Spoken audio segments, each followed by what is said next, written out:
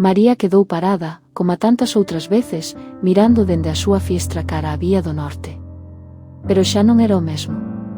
Aquel anaco de cidade que antes respiraba luz, vistas abertas e certo silencio urbano, convertérase nun escenario que lle provocaba unha mestura de rabia e noxo difícil de explicar.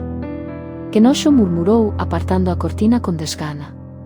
Dende que levantaron o Vialia e aquela praza público-privada que prometeran como un espazo para convivir, todo cambiara.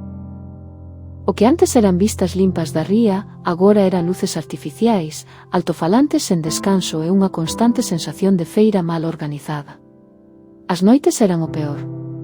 O ruído subía como unha marea sucia, risas descontroladas, música estridente, botellas chocando entre sí. A praza converterase nun botellódromo improvisado onde ninguén parecía ter límites.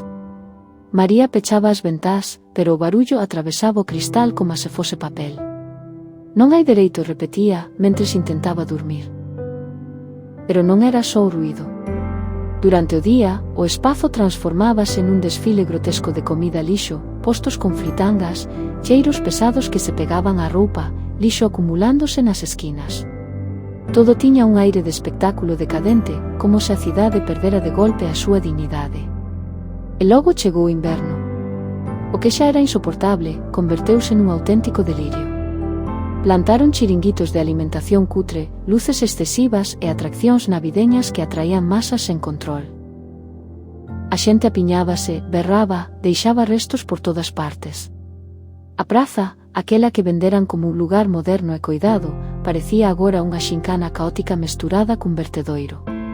María baixou un día, querendo comprobar se era tan malo como parecía. Foi peor. Nenos correndo sen orde, adultos bebendo, música a todo volume e lixo baixo os pés.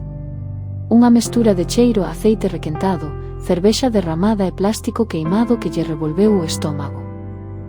Isto é indigno, dixo en voz alta, sen importarlle xa quen a escoitase. Subiu de novo á casa co corpo tenso e a cara contraída de puro noxo.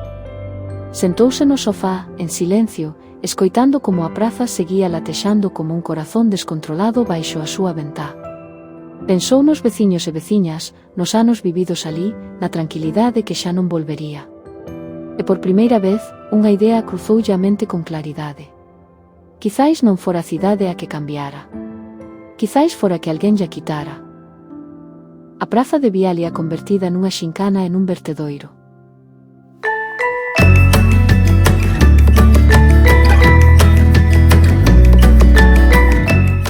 Visita a nosa páxina web o rexistroesquecido.wordpress.com e non che esquezas de seguirnos en X na conta O Rexistro e en Facebook O Rexistro Esquecido.